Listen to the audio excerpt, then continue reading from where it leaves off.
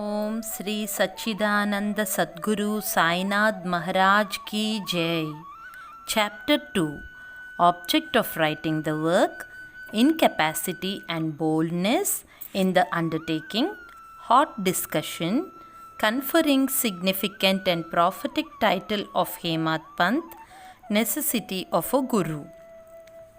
In the last chapter, the author mentioned in the original Marathi book that he would state the reason that led him to undertake the work and about the persons qualified to read the same, and such other points.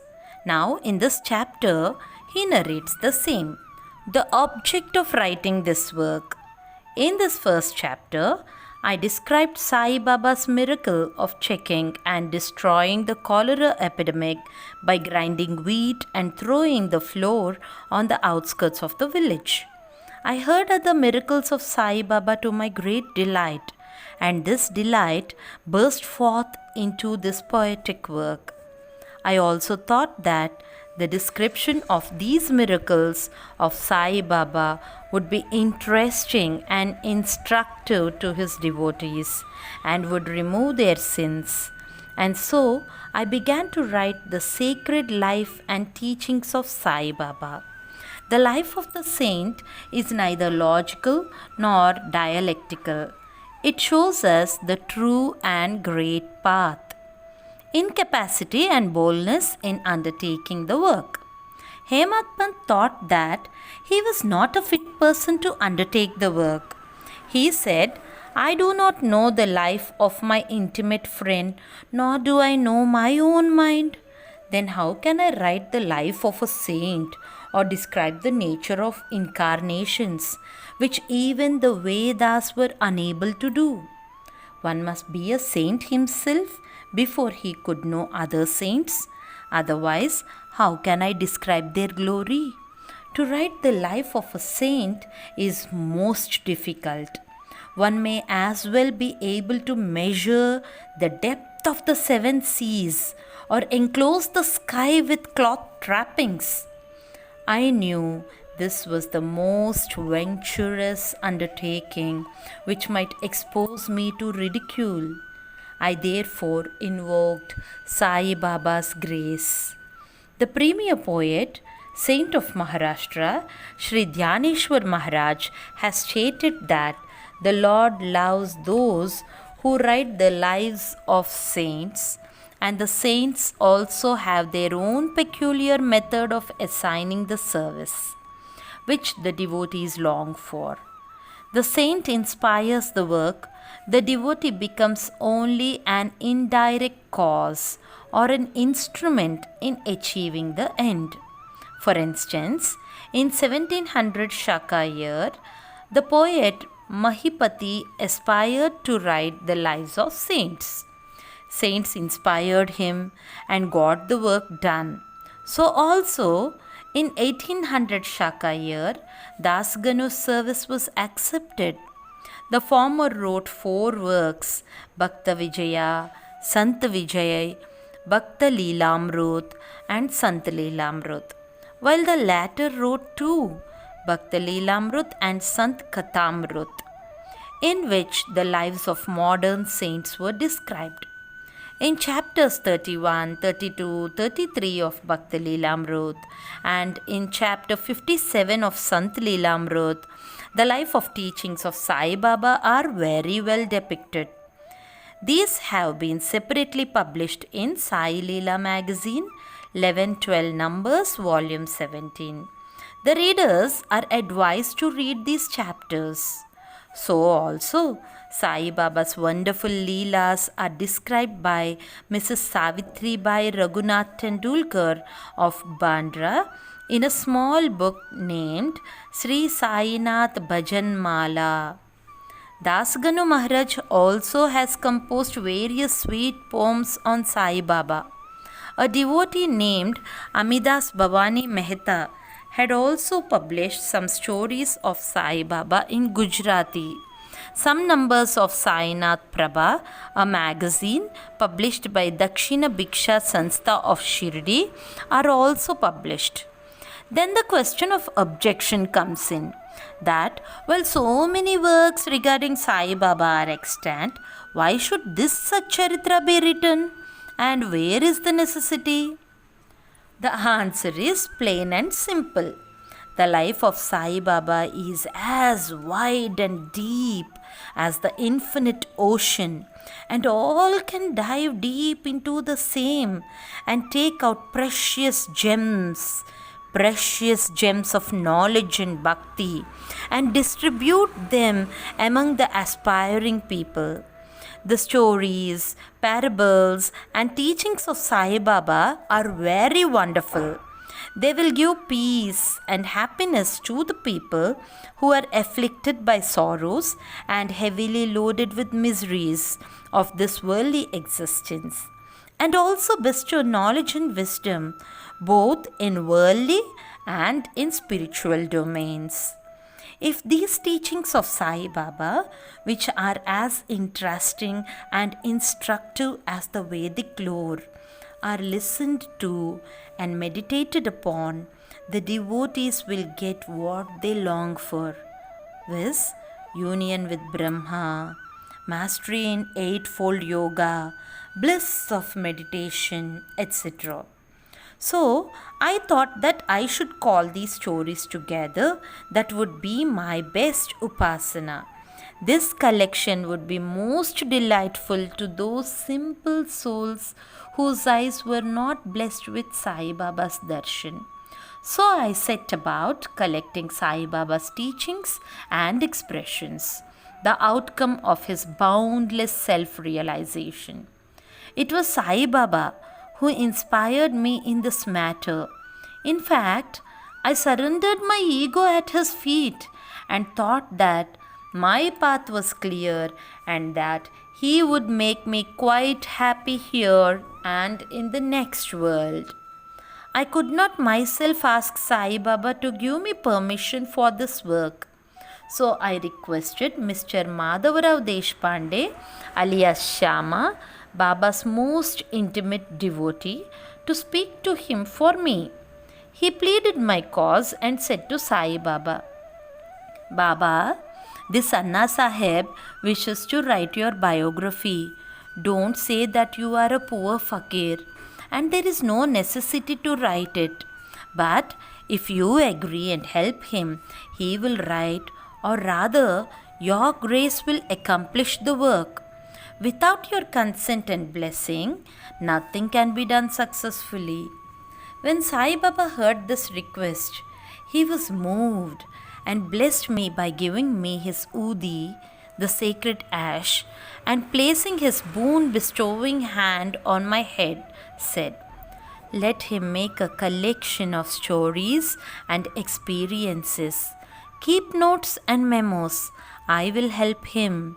He is only an outward instrument. I should write my autobiography myself and satisfy the wishes of my devotees. He should get rid of his ego, surrender it at my feet. He who acts like this in life, him I help the most. What of my life stories? I serve him in his house in all possible ways. When his ego is completely annihilated and there is left no trace of it, I myself shall enter into him and shall myself write my own life. Hearing my stories and teachings will create faith in devotees' hearts, and they will easily get self-realization and bliss. Let there be no insistence on establishing one's own views, no attempt to refute others' opinions, no discussion of pros and cons of any subject. Significance and prophetic title. The word discussion put me in mind of my promise to explain the story of my getting the title of Hemad Pant. And now I begin to relate the same. I was on close friendly terms with Kaka Sahib Dikshit and Nana Sahib Chandorkar. They pressed me to go to Shirdi and have Baba's darshan. and I promised them to do so. But something in the meanwhile turned up which prevented me from going to Shirdi. The son of a friend of mine at Lonavala fell ill. My friend tried all possible means, physical and spiritual, but the fever would not abate. At length, he got his guru to sit by his bedside of his son, but this was too of no avail. Hearing this, thought, what was the utility of the Guru if he could not save my friend's son? If the Guru can't do anything for us, why should I go to Shirdi at all? Thinking this way, I postponed my Shirdi trip. But the inevitable must happen, and it happened in my case as follows. Mr. Nana Sahib Chandorkar, who was a divisional officer, was going on tour to Bassein. From Tana, he came to Dadar and was waiting for a train bound for Bassein. Meanwhile, a Bandra local turned up. He sat in it and came to Bandra and sent for me and took me to task for putting off my Shirdi trip. Nana's argument for my Shirdi trip was convincing and delightful, and so I decided to start for Shirdi the same night. I packed up my luggage and started for Shirdi. I planned to go to Dadar and from there to catch a train for Manmad, and so I booked myself for Dadar and sat in the train. While the train was to start, a Mohammedan came hastily to my compartment and seeing all my paraphernalia asked me where I was bound to. I told him about my plan. He then suggested that I should go straight to Boribandar and not to wait at Dadar, as the Manmad mail did not stop at Dadar. If this little miracle or Leela had not happened, I would not have reached Shirdi the next day as settled, and many doubts would have assailed me. But that was not to be. As fortune favored me, I reached Shirdi the next day before 9 a.m. Babu Sahib Dikshit was waiting for me there. This was in 1910 when there was only one place with Sateswada for lodging pilgrims devotees. After alighting from the Tonga, I was anxious to have darshan when the great devotee Tatya Sahib Nolkar returned from the masjid and said that Sai Baba was at the corner of the Vada and that I should get the preliminary darshan and then after bath see him at leisure. Hearing this, I ran and prostrated before Baba, and my joy knew no bounds. I found more than what Nana Chandorkar has told me. All my senses were satisfied, and I forgot my thirst and hunger. The moment I touched Sai Baba's feet, I began a new lease of life. I felt myself much obliged to those who spurred and helped me to get the darshan, and I considered them as my real relatives, and I cannot repay their debt. I only remember them and prostrate mentally before them. The peculiarity of Sai Baba's darshan, as I found it, is that by his darshan our thoughts are completely changed. The force of previous actions is abated, and gradually non-attachment or dispassion towards worldly objects grows up. It is by the merit of actions in many past births that such darshan is got, and if you only see Sai Baba, all the world assumes the form of Sai Baba. Hot discussion. On the first day of my arrival in Shirdi, there was a discussion between me and Bala Saheb Bhate regarding the necessity of a guru. I contended, why should we lose our freedom and submit to others? When we have to do our duty, why a guru is necessary? One must try his best and save himself. What can the Guru do to a man who does nothing but sleeps indolently? Thus, I pleaded my free will, while Mr. Bhate took up the other side, was destiny, and said, whatever is bound to happen must happen. Even great men have failed. Man proposes one way, but God disposes the other. Brush aside your cleverness, pride, or egoism. They won't help you. This discussion, with all its pros and cons, went on for an hour or so, and as usual, no conclusion was arrived at. We had to stop the discussion ultimately, as we were exhausted. The net result of this was that I lost my peace of mind and found that unless there is a strong body consciousness and egoism, there would be no discussion. In other words, it is egoism which breeds discussion. Then, when we went to masjid with others, Baba asked Kaka Sahib Dikshit the following. What was going on in Sateswada? What was the discussion about? And staring at me, Baba further added, what did this Hemad Pant say? Hearing these words, I was much surprised. The masjid was a considerable distance away from Satewada, where I was staying and where the discussion was going on. How could Baba know our discussion? Unless he be omniscient and inner ruler of us all. I began to think why Sai Baba should call me by the name Hemad Pant. This word is a distorted form of Hemadri Pant. This Hemadri Pant was a well-known minister of the kings Mahadev and Ramdev of Devgiri of the Yadav dynasty. He was very learned, good-natured, and the author of works such as Chaturvarga Chintamani and Raja Prashasti. He invented and started new methods of accounts and was the originator of the Modi Marathi shorthand script. But I was quite the opposite, an ignoramus and of a mediocre intellect. So I could not understand why the name or the title was conferred upon me.